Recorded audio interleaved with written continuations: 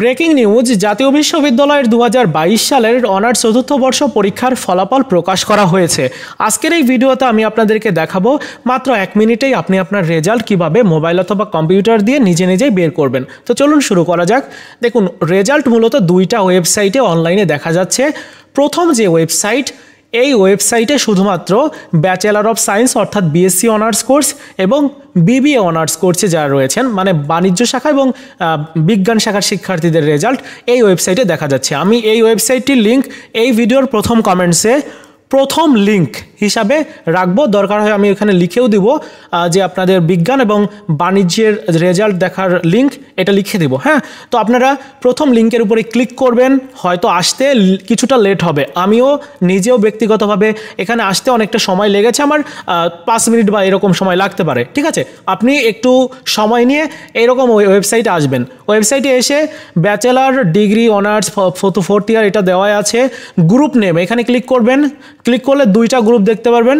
Bachelor of science যারা বিজ্ঞানের শিক্ষার্থী, আপনারা এই ব্যাচেলার অফ সায়েন্সে এটা সিলেক্ট করবেন। আর যারা বাণিজ্য শাখার শিক্ষার্থী তারা ব্যাচেলার অফ বিজনেস অ্যাডমিনিস্ট্রেশন এটা সিলেক্ট করবেন। এরপরে রেজিস্ট্রেশন নাম্বার দিবেন, আপনার অ্যাডমিট কার্ডে রেজিস্ট্রেশন নাম্বার আছে দিবেন।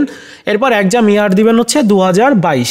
হ্যাঁ, 2022 দিবেন। এরপরে এখানে একটা ক্যাপচা কোড, এই যে এখানে যেটা লেখা রয়েছে হুবহু সেরকমটাই লিখতে হবে। যেমন এখানে রয়েছে জেড, তারপর কিউ, তারপর রয়েছে ডি, টি, এরপরে আবার ডট রয়েছে, তারপর ডি, এরপরে 8, এরকম লেখা রয়েছে। আপনার ক্ষেত্রে ভিন্ন আসবে। যদি এটা বুঝতে না পারেন এখানে ক্লিক করবেন, এটা চেঞ্জ হয়ে যাবে কিছুক্ষণের মধ্যেই। ঠিক আছে, এরপরে সার্চ রেজাল্টে ক্লিক করবেন, দেখবেন যে আপনি আপনার রেজাল্ট পেয়ে যাচ্ছেন। তাহলে আমরা দেখতে পারলাম দুইটা কোর্সের রেজাল্ট। এবার আরও একটা ওয়েবসাইটের সাথে পরিচিত করে দিচ্ছি। আমি এই ওয়েবসাইটটার লিঙ্ক এই ভিডিওর দ্বিতীয় কমেন্টসে দিয়ে রাখবো। এখানে শুধুমাত্র ব্যাচেলার অফ আর্টস অর্থাৎ বিএ এবং বিএসএস অনার্স কোর্সের রেজাল্ট দেখা যাচ্ছে। তো আপনি যদি ব্যাচেলার অফ আর্টসে হয়ে থাকেন অর্থাৎ বিএ কোর্সে হয়ে থাকেন তাহলে এটা সিলেক্ট করবেন।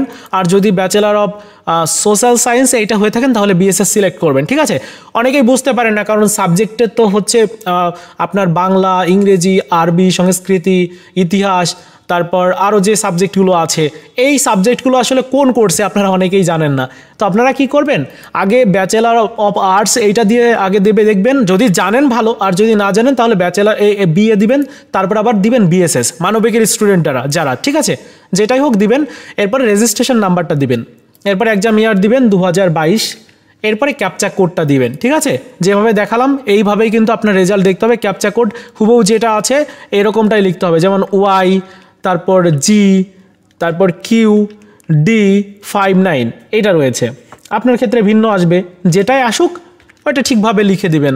লিখে দেওয়ার পর এরপরে সার্চ রেজাল্টে ক্লিক করবেন, রেজাল্ট আপনি পেয়ে যাবেন। একদম সহজ নিয়ম। দুইটা ওয়েবসাইটের লিঙ্কে আমি এই ভিডিওর প্রথম কমেন্টসে দিয়ে রেখেছি। আপনারা সেই লিঙ্ক দুইটাতে গিয়ে বারবার ট্রাই করুন।